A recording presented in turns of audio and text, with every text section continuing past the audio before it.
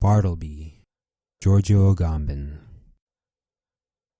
Kant defines the schema of possibility as, quote, the determination of the representation of a thing in whatever time, end quote.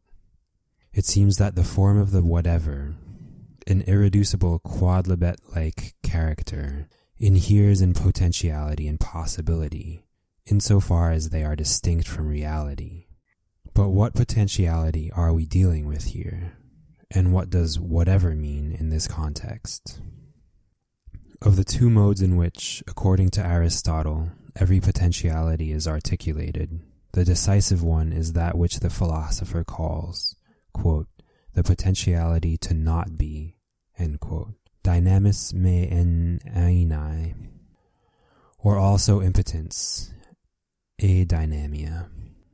For if it is true that whatever being always has a potential character, it is equally certain that it is not capable of only this or that specific act, nor is it therefore simply incapable, lacking in power, nor even less is it indifferently capable of everything, all-powerful.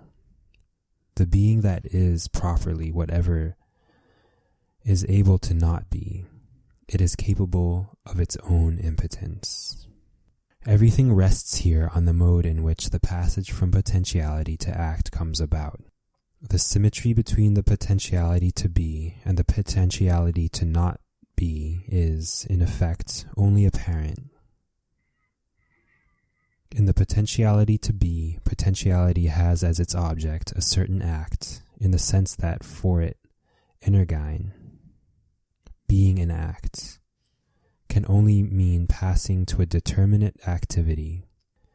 This is why Schelling defines the potentiality that cannot pass into action as blind.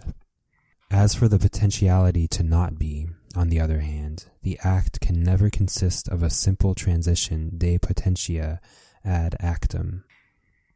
It is, in other words, a potentiality that has as its object potentiality itself, a potentia potentiae. Only a power that is capable of both power and impotence, then, is the supreme power.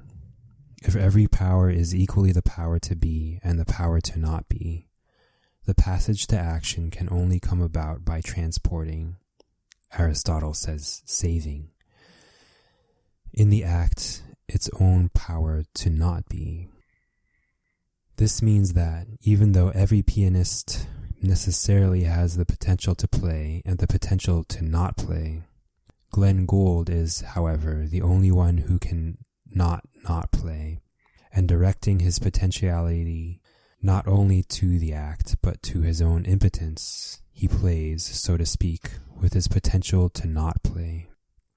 While his ability simply negates and abandons his potential to not play, his mastery conserves and exercises in the act, not his potential to play. This is the position of irony that affirms the superiority of the positive potentiality over the act, but rather his potential to not play. In De Anima, Aristotle articulates this theory in absolute terms with respect to the supreme theme of metaphysics. If thought were in fact only the potentiality to think this or that intelligibility, he argues, it would always already have passed through to the act, and it would remain necessarily inferior to its own object.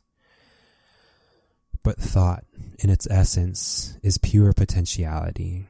In other words, it is also the potentiality to not think, and, as such, as possible or material intellect, Aristotle compares it to a writing tablet on which nothing is written. This is the celebrated image that the Latin translators render with the expression tabula rasa, even if, as the ancient commentators noted, one should speak rather of a rasum tabulae, that is, of the layer of wax covering the tablet that the stylus engraves. Thanks to this potentiality to not think, thought can turn back to itself, to its pure potentiality, and be, at its apex, the thought of thought. What it thinks here, however, is not an object, a being in act, but that layer of wax, that rasum tabulae, that is nothing but its own passivity, its own pure potentiality to not think. In the potentiality that thinks itself, action and passion coincide, and the writing tablet writes by itself, or rather, writes its own passivity. The perfect act of writing comes not from a power to write, but from an impotence that turns back on itself, and in this way comes to itself as a pure act, which Aristotle calls agent intellect. This is why in the Arab tradition, agent intellect has the form of an angel whose name is qalam, pen, and its place is an unfathomable potentiality.